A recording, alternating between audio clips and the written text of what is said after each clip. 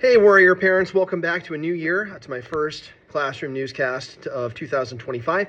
Want to give you a quick recap of what we did this week and where we're headed next. So this week we continued learning about the Renaissance, Michelangelo, Leonardo. We even learned about Machiavelli. If you've ever heard the term Machiavellian, check with your kids. They now know what that means and where it came from.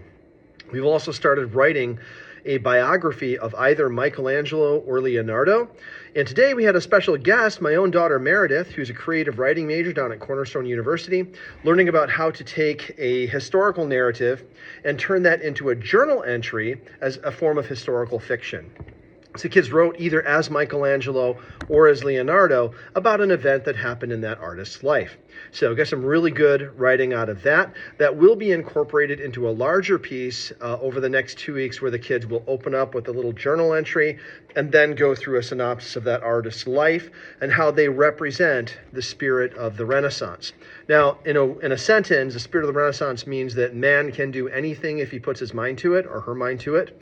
And so we're focusing on how the inventors, the artists, the philosophers of the Renaissance really pursued the limits of human ingenuity in things like art, architecture, philosophy, government, all these areas, even biology and anatomy. Leonardo, in addition to being an artist, was quite the scientist and was able to make all kinds of discoveries about how human bodies worked, especially later in his life. So those contributions continue to impact us to this day. So that writing assignment will be going on over the next 2 weeks. Now, next week's a little bit chopped up.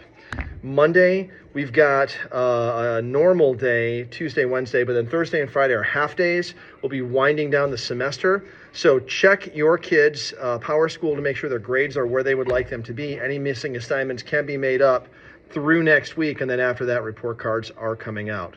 There will be a spelling test on Monday, and then also want to give a shout out to all the parents who help their kids with their businesses.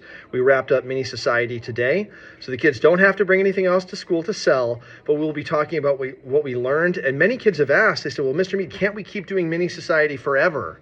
The great news is that here in America, Mini Society never ends. And just because you're 11, 10 years old doesn't mean that you can't participate. So if your kids enjoyed Mini Society, help them come up with ways that they can earn money in the real world with real money, whether that's snow blowing or creating things. Perhaps you've got your own Etsy account or eBay, things that they can create and sell products. Those are things that they can do right now, even at 10 or 11 years old. And so I'd love to see this transition from the classroom and into real life, especially as we engage a new generation of entrepreneurs. Once again, as always, if you've got any questions, give me a call, shoot me an email, and I'll be happy to answer them. And I hope that you and your family have a great weekend. Thanks so much. Go Warriors.